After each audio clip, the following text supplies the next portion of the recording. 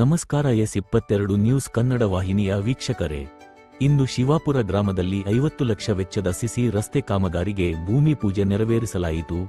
ಸವದತ್ತಿ ಯಲ್ಲಮ್ಮ ಮತಕ್ಷೇತ್ರದ ಗ್ರಾಮೀಣ ಭಾಗದ ಮೂಲಭೂತ ಸೌಕರ್ಯಗಳ ಅಭಿವೃದ್ಧಿಗೆ ಹೆಚ್ಚಿನ ಆದ್ಯತೆ ನೀಡಲಾಗುತ್ತಿದ್ದು, ಇಂದು ಯರಗಟ್ಟಿ ತಾಲೂಕಿನ ಶಿವಾಪುರ ಗ್ರಾಮದಲ್ಲಿ 2025ರಿಂದ 26ನೇ ಸಾಲಿನ ಪ್ರಗತಿ ಕಾಲೋನಿ ಯೋಜನೆಯಡಿ 50 ಲಕ್ಷ ಅನುದಾನದ ಸಿಸಿ ರಸ್ತೆ ನಿರ್ಮಾಣ ಕಾಮಗಾರಿಗೆ ವಿಶ್ವಾಸ ವೈದ್ಯ ಶಾಸಕರು ಭೂಮಿ ಪೂಜೆ ನೆರವೇರಿಸಿದರು.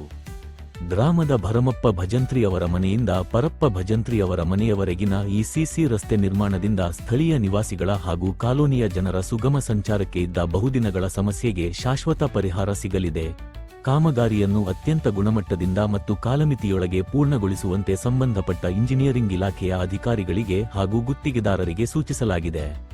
ಈ ಸಂದರ್ಭದಲ್ಲಿ ಗ್ರಾಮದ ಹಿರಿಯರು, ಪಂಚಾಯತ್ ರಾಜ್ ಇಂಜಿನಿಯರಿಂಗ್ ಇಲಾಖೆಯ ಅಧಿಕಾರಿಗಳು, ಸ್ಥಳೀಯ ಮುಖಂಡರು, ಪಕ್ಷದ ಮುಖಂಡರು ಹಾಗೂ ಶಿವಾಪುರ ಗ್ರಾಮಸ್ಥರು ಉಪಸ್ಥಿತರಿದ್ದರು.